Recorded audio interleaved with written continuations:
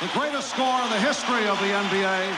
Let's say thanks for all his contributions to the game to the master of the skyhook, future Hall of Famer, Kareem Abdul-Jabbar.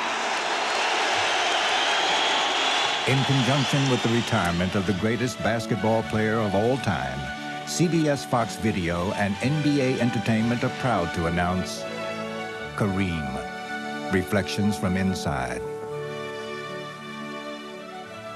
For the first time, this legendary sports hero opens up and reveals the man behind the myth in this exclusive home video. Kareem will take you from the gritty New York playgrounds of his youth through his glorious career to the glamorous hardwood of LA's fabulous Forum. You'll see the game's most prolific scorer relive some of his greatest moments. Magic right side, Kareem post up, they go to Kareem, Kareem backs here, hook shot, it's up, it's good, it's good!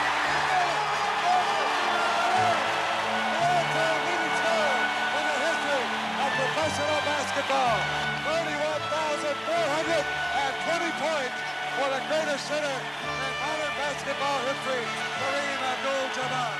I'm just happy that I'll be able to tell my kids one day, hey, I was on the team with the legend. Reflections from Inside contains rare footage from Kareem's early days at Powell Memorial High School. Relives his dominance at UCLA, where he helped establish college basketball's greatest dynasty, his first world championship with Oscar Robertson and the Milwaukee Bucks, and his triumphant tenure with the Los Angeles Lakers, whom he led to 5 NBA championships during the 1980s. In-depth interviews with Kareem unlock his innermost thoughts and feelings. As time went on and I got to be taller and taller than everybody and really stick out, my whole attitude about how to be at ease around other people drastically changed. The secrets of his longevity, his biggest battles, his greatest triumphs, a one-of-a-kind look at a one-of-a-kind hero. A must for every sports fan's library. Kareem, Reflections from Inside, coming soon and destined to be #1.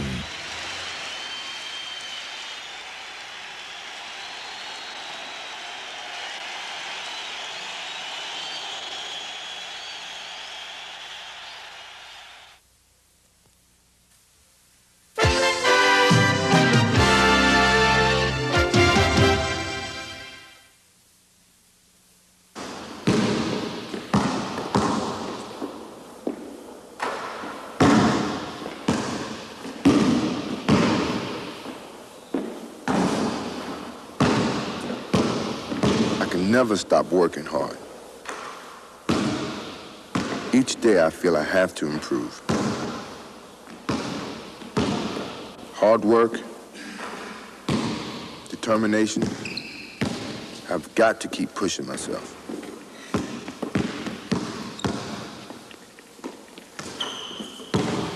I remember when I was 5 years old, dunking in trash cans on my knees, waiting for that day I would be able to really do it. And then one day, it happened. I was in the 9th grade. It was a JV game, and I was only 5'8". Now, in practice, I've never been able to get up that high. But the adrenaline was pumping, and I just took off. It all happened so fast. I wasn't quite sure what I'd done. But you know, I just really loved that feeling. Hi, my name is Michael Jordan. I want you to take a trip with me and discover the secrets that I've known for many years. That man was truly destined to fly.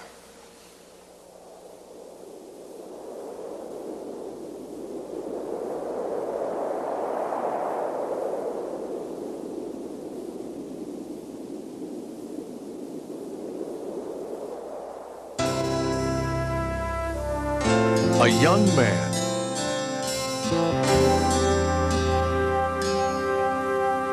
with dreams of greatness on the baseball diamond, possessing the burning desire that could get him there. These are visions of what might have been. But reality has never looked so good.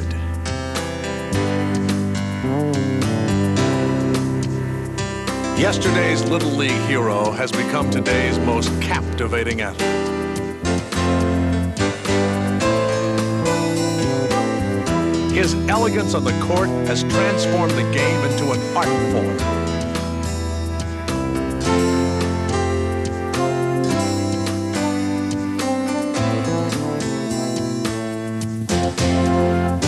A relentless competitor who fears no one.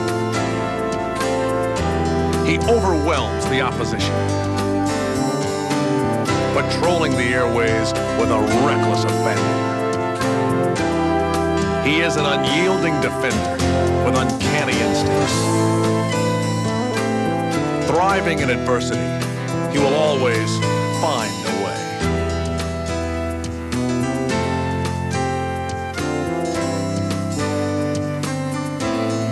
And while strength is usually found in numbers, his comes from within. I'll tell you a story that I think summed the whole thing up.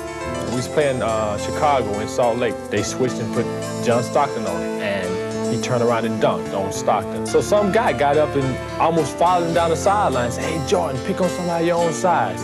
Next time down the floor, he dunked on Mel Turpin. And went over and looked at the guy and said, "Was he big enough?" His astounding ability seems boundless. The guy literally is embarrassing the league. He's that good. He's a phenomenal player. There isn't anything he can't do. Michael in from the left side, jammed it right over Rollins. Michael Jordan. And in his quest for perfection, he takes the game to new heights. The perfect player to me is probably 6'5", 6'6", 200 pounds.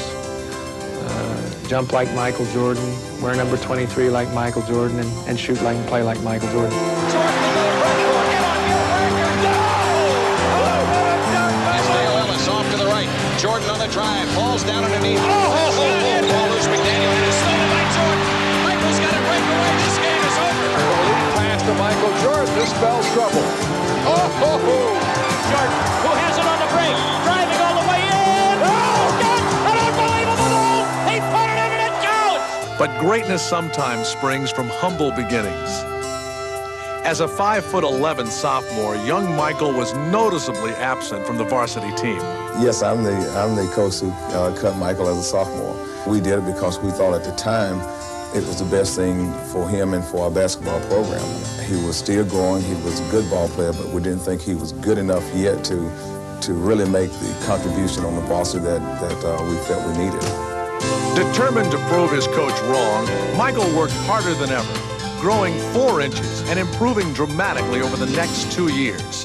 He would shatter all of Laney's scoring records while leading the Buccaneers to their first ever conference championship. The high school All-American chose the University of North Carolina, and academic advice was soon to follow. And I told him to go into math, and that's where the money was, which I think's hilarious. He probably does too.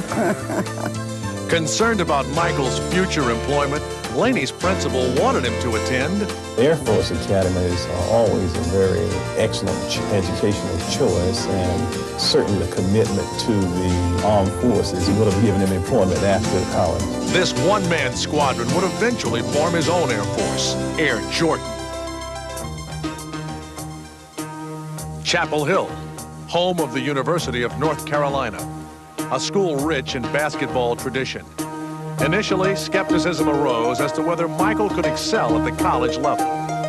Coming up in high school, I wasn't that known as a basketball player. I wasn't that known until I came to North Carolina, and no one in Wilmington thought I could really step in and play a lot of time. I mean, everyone felt I was going to go to North Carolina and sit on the bench for 4 years and then come back home and work at a local gas station or something.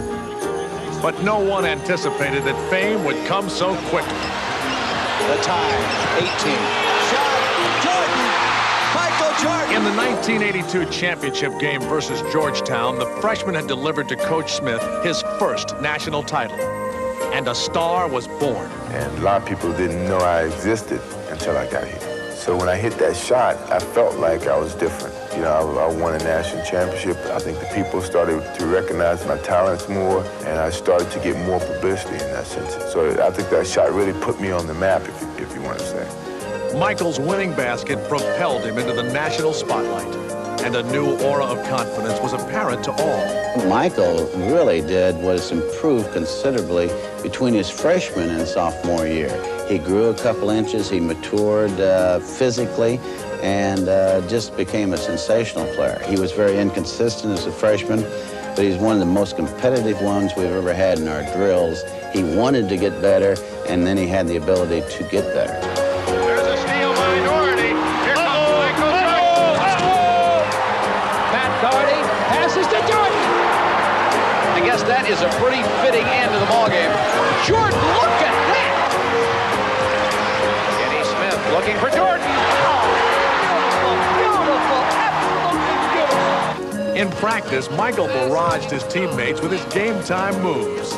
We always had to go against each other every day, and trying to stop him was it was a joke, really. Of course, we had to force him baseline. He'd get around the baseline, it was dunk. And then you go in the locker room after practice, and he would remind you all night long. Jordan coasted through his sophomore campaign, capturing Player of the Year honors. But the pressures of a #1 ranking hindered his play early in his junior season. The excessive expectations had him trying too hard to please others, and he needed guidance to redirect his focus. Coach Smith could notice it. I mean, he showed me film from my sophomore year and the beginning of my junior year, and it looked like a total different person. It made me see exactly what success had done to me, and I was able to deal with it from that point on. I remember we were playing NC State, and I cut my hair. I was bald-headed. I said, I'm washing away with the way I started off with the season. I set my own expectations of myself, and I just started to play better basketball.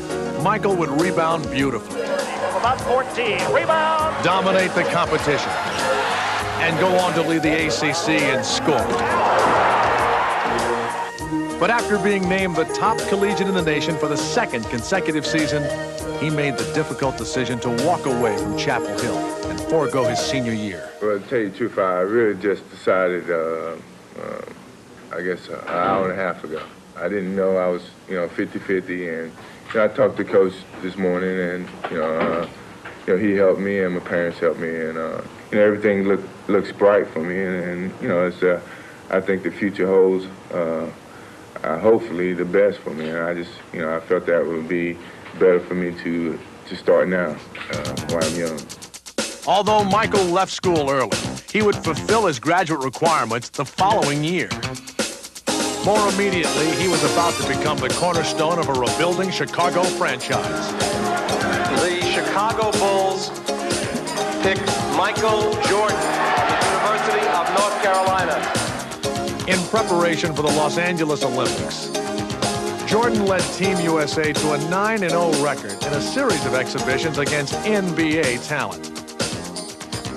What I liked most about Mike was the fact that like everybody, he had some lapses in play and how hard he played, and yet all you had to do with him was go up and take him by the arm and say, Michael, you're not playing as well as you can play. He just kind of looked at you and grin and say, I know. And he'd go out and play harder, and he'd play better. And you put his willingness to compete with his athletic ability and his basketball skill, and that's why I simply have always said, since having had a chance to be around him, that he's just the best player I've ever seen play. Named team co-captain by Bobby Knight, Michael made it clear he would have no problems with the fiery coach. And he wants the best for his players, and, really that's somewhat similar to Coach Smith, except for the language, but, I can get up with that.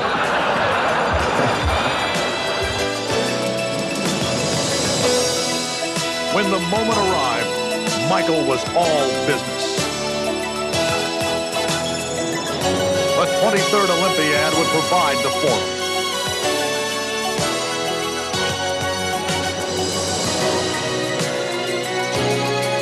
The glory of a gold medal was paramount.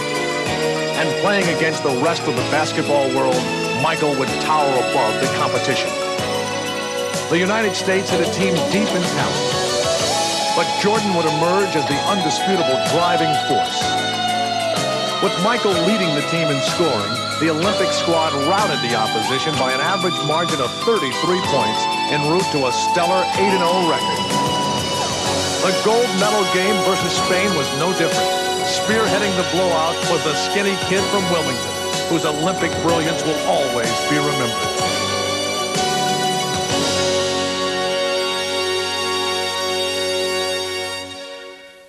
That was a special moment for me because I guess I can go back to his childhood days, and he always said to me, one day I'll be Olympian, and I said, yeah, sure. And then to win the gold medal, I mean, it was so thrilling. It was one of my special moments, and I always remember when he put it around my neck. That was a special bond that I guess will be with me in memories that no one would take away from me. It was in this house in Wilmington, North Carolina, where Michael's parents taught him the values of hard work and how to set goals to achieve his dreams. But it was his daily battles in the backyard with his older brother Larry that fueled his competitive drive. Sanders ahead to Paxson. Pax with a lob for Jordan. Jordan steals it. Michael in deep. Turnaround shot.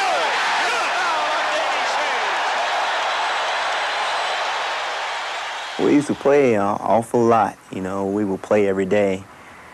And I always normally beat him. The thing that always drove Michael crazy was that Larry would beat up on him so much. And I think that he really got competitive playing his own brother. So he really helped me create some determination in myself to beat him. If I could beat him, I felt I could beat anybody. And finally, when I started to grow and my skills started to catch up with my height, I started to beat him convincingly.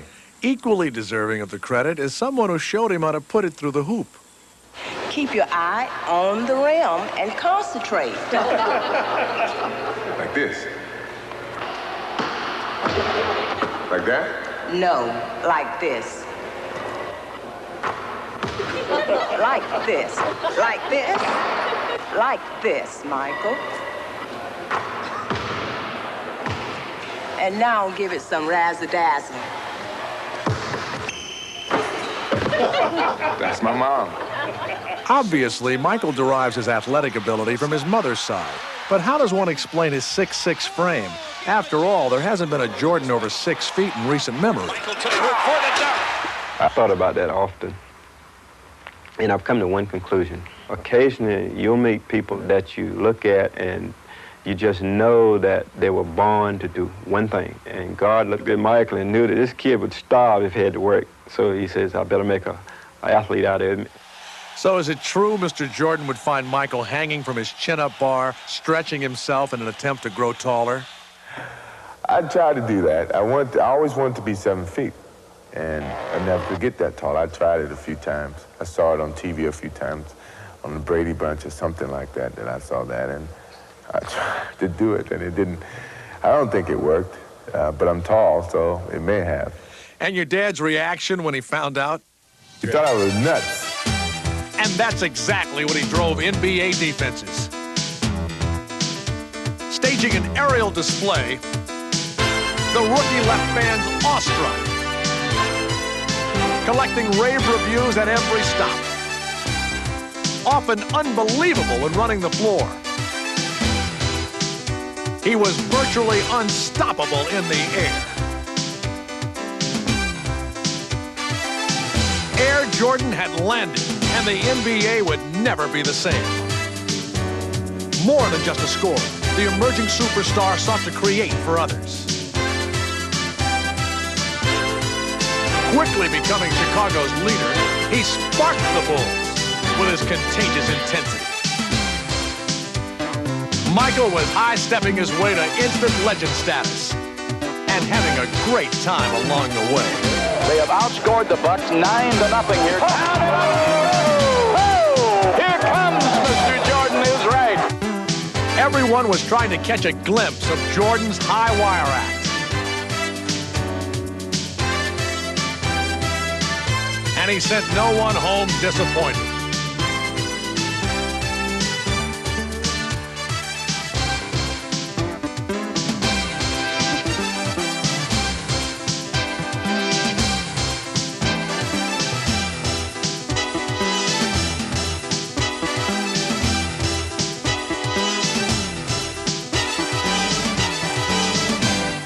Chicago was his.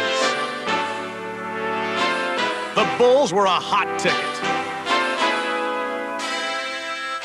And Michael was heir apparent to the title of NBA's premier ambassador. In only a year's time, he journeyed from Chapel Hill to Olympic stardom.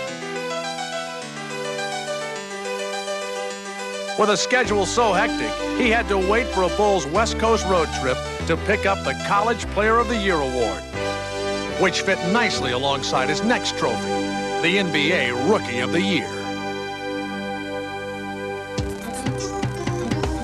Injury. An athlete's worst nightmare.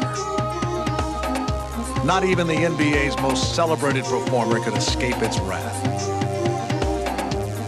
In only the third game of his second professional season, Michael would hobble to the bench in great pain. But no one could foresee that almost an entire season would be lost. Trying to adjust was not an easy task. Mentally, it was very hard for me to deal with because I wanted to get out and play. I was so used to playing whenever I wanted to play. And here I couldn't play because of my injury. At first, the 4-week prognosis was something Michael could deal with. But as the weeks turned into months, his frustration mounted with each passing game.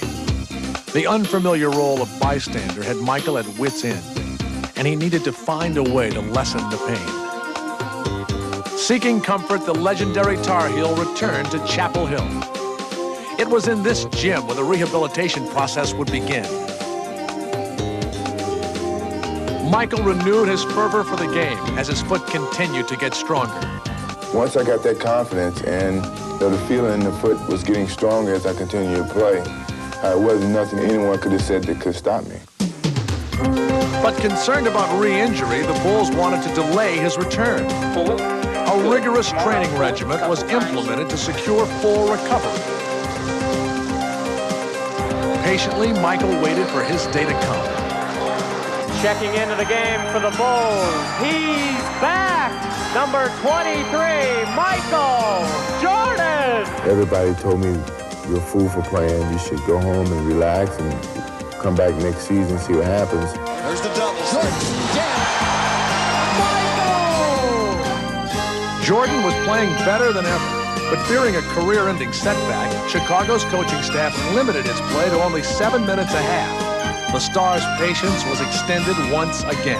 And once I got that opportunity to play, I felt I had to prove to people that I knew what I was doing. I was a competent individual. I wasn't doing anything to jeopardize my career. I really felt that I was healthy, I was back, and I wanted to make the playoffs. I always said that once I'm in Chicago, if I have anything to do with it, to make the playoffs each year. Dateline, the playoffs. Mighty Boston sought their 16th World Championship. And for one afternoon, the time-honored legacy of Celtic pride would be confronted by the wave of the future. Time restraints were lifted.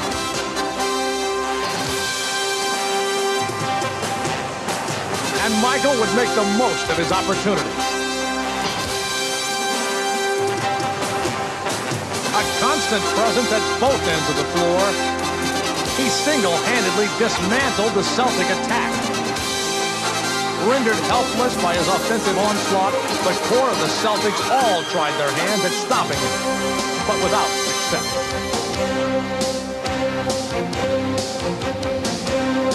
Even the most legendary of them all was helpless as Michael continued to score at a frantic pace.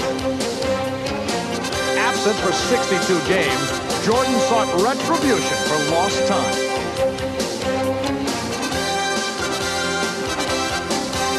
On the verge of shattering a single-game scoring record, there was nothing that would stand in his way. Michael in the drive across the lane, turnaround shot, got it!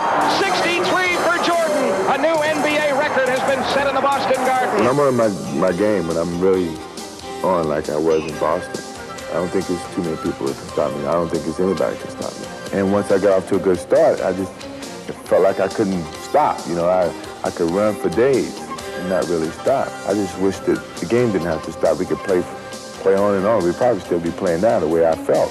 This historic feat secured a place in basketball annals. But for others, the entire experience since Michael's return was unsettling. But the first few games, obviously, I was on the edge of my seat most of the time because, God forbid something would have happened. And I'll feel much more comfortable this summer because Michael's going to play a lot of golf and very little basketball. Come on, baby. Come on. Yes, sir. We'll take her. We'll take it. Well publicized is Michael's passion for golf and the seclusive surroundings that the sport affords. I mean, it's peaceful. You're out here on the course where you can't get any phone calls. People can't bother you. It's really a relaxing situation. No, that's short. Yeah, that's there. That's short. You don't compete against the next guy who's playing with you. You compete against the course.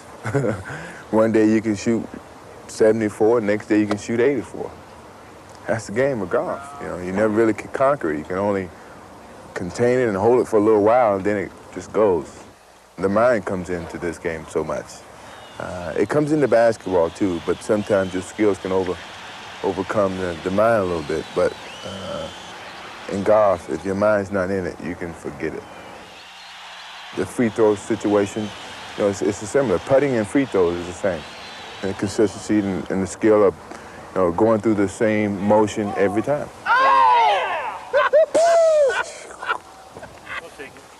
I take that. That's the ticket. That's it. That's the ticket. Woo! Well, I have played golf with Michael before, and it's probably the only time that he keeps his tongue in his mouth, other than when he's wagging it, telling me how good he is. Other than that, I just really enjoy taking money from him. Smart Money says it doesn't happen too often.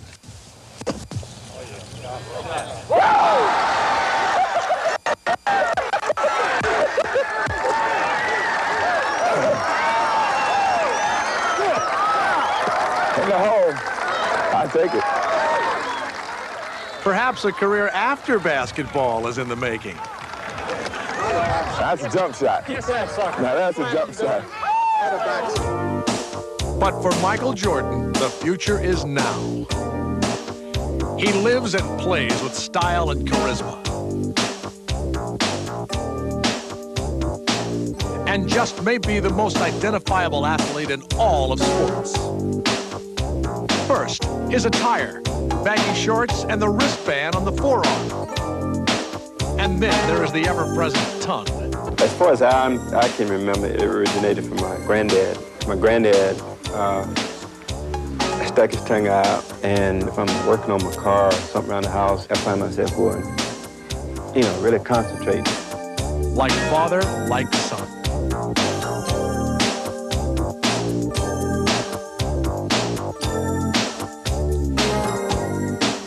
Michael's distinct on-court fashion has even caught the eye of the world of modeling.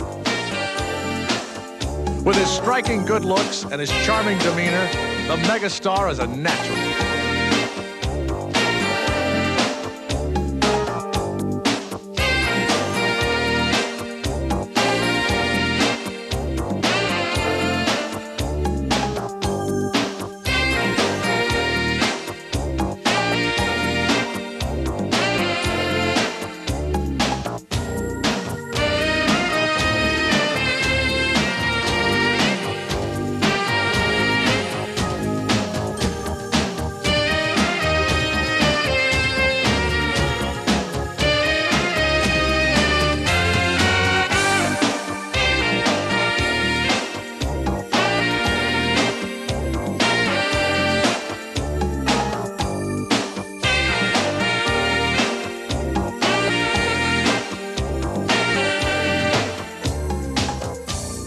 Having transcended the realm of sports, Michael has been courted by innumerable product lines and in the process has become one of the hottest commodities in the advertising industry.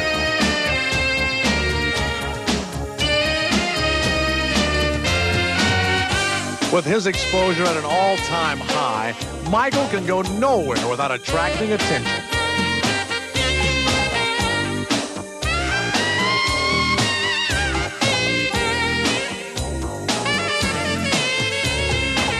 Though the marketing of Michael Jordan has become big business, he has kept his sense of humor.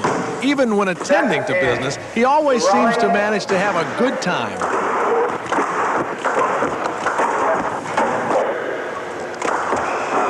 You got it. You got it. That he is only the 9th athlete to be offered a place on the Wheaties box is a true measure of his stature. But fame and fortune have truly not changed Michael. And despite his meteoric rise in popularity, he has retained a firm grip on his sense of perspective.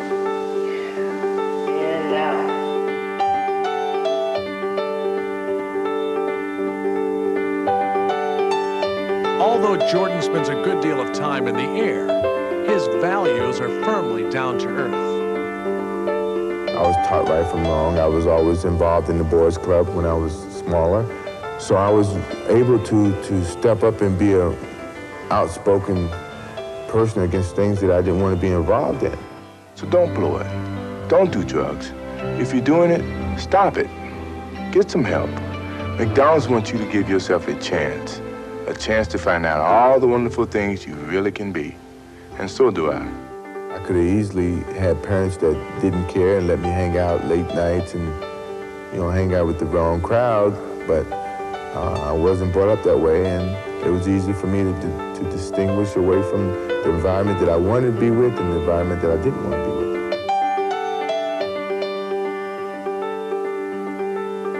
Michael is like a Pied Piper for fans of all ages, and fortunately, he leads them in only positive directions. I was always taught never forget where you came from. My parents, if I changed as a person, they would be the first ones to tell me that, and they haven't told me yet, so I'm doing well. But I always wanted to be an easygoing guy. My personality is that I'm outgoing, I love people, I love being around people, I love kids. So if I didn't have the personality to do it, it would be tough. But my personality fits this mold very easily. I don't want to be isolated from people. I think when you isolate yourself from people, then you feel that you're better than people. I don't feel that I'm better than you or the next person. But I think in society, sometimes they view you to be better than the next person. I don't think that's fair, but there's a lot of things in society that's not fair. You just have to live by it. And I wish everybody could be viewed equal. But I don't think it's ever going to be that way.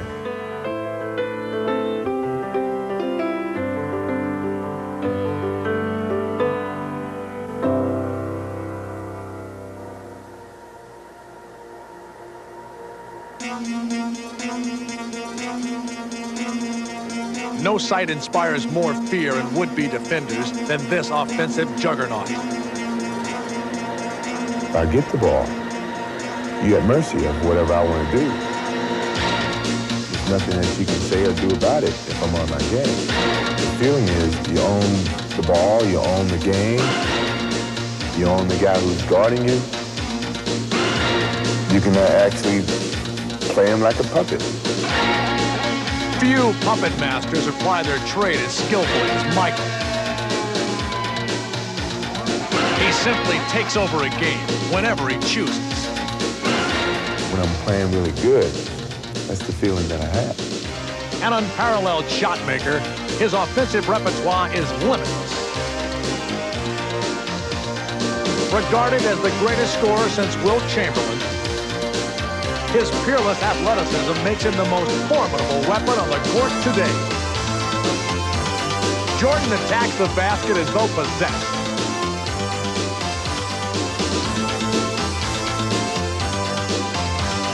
And he lights up NBA scoreboards at a dizzying pace.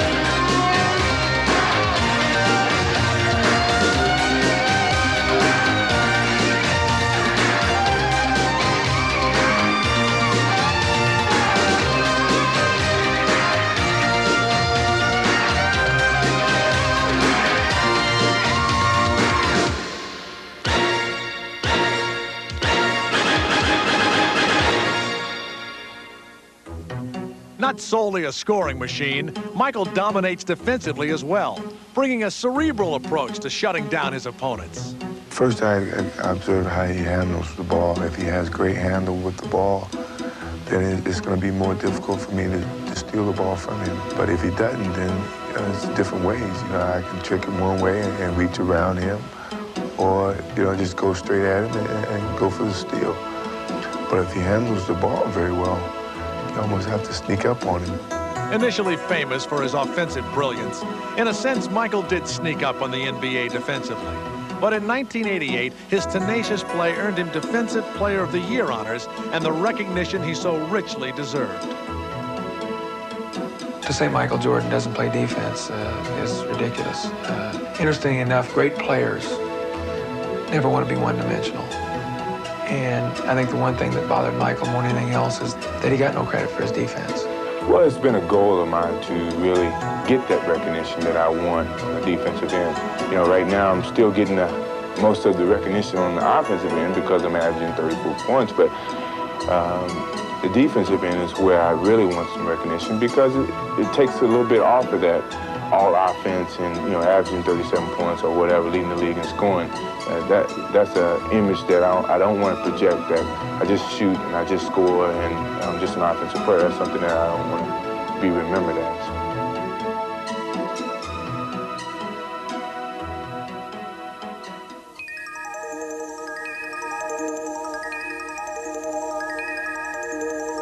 People ask me, you really think you can fly? I say, yeah, for a little while. It may be a split second, but it's flying.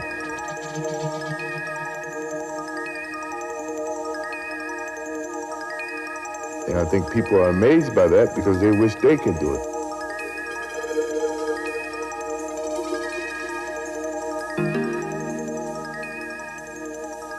And it makes me continue to work hard to keep making these people dream and enjoy their dreams.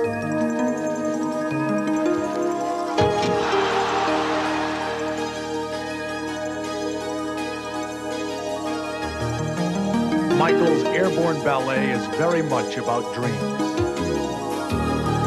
Dreams of unearthly grace, of unrestrained freedom, of majestic power.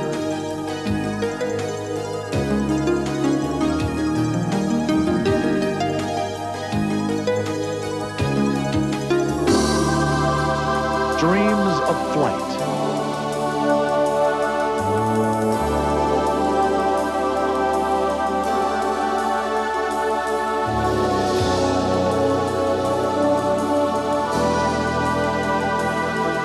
For Michael and his fans, basketball is a way of sharing the fantasy.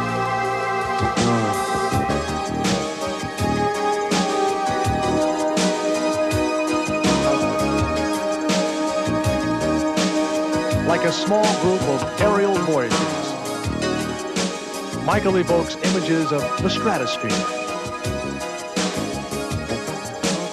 the visions which dreams are made of.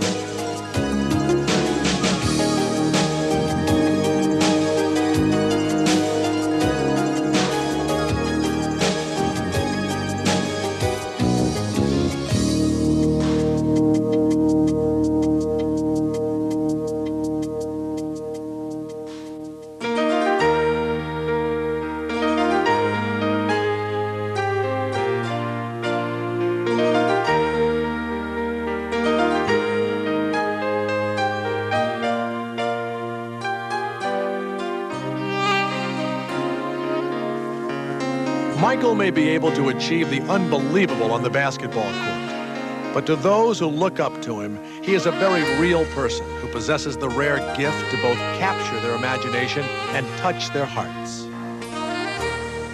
He's just, if I must say, again, I'm proud of him. He is my son, but he is a good person. And he's a pretty good basketball player, too.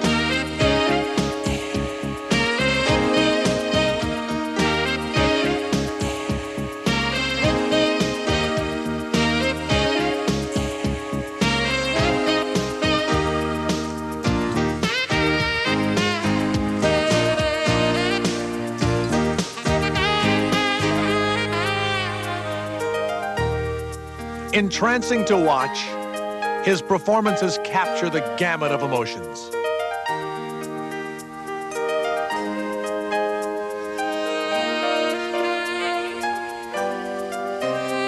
No one in the stands is more moved than his family. When he comes home, I talk to him just like he's one of my boys. And I can't get in my mind that he's any different. But when I walk into the stadium and 18,000 people are standing there hollering and screaming, sometimes you want to cry, you break out with goosebumps, and you just get all of these eerie feelings. And naturally, you have to be very, very proud. And they may never have been prouder than during the 1988 All-Star Weekend, when their son capped 2 days of thrilling his hometown Chicago fans by soaring away with the slam dunk title and the game's MVP trophy.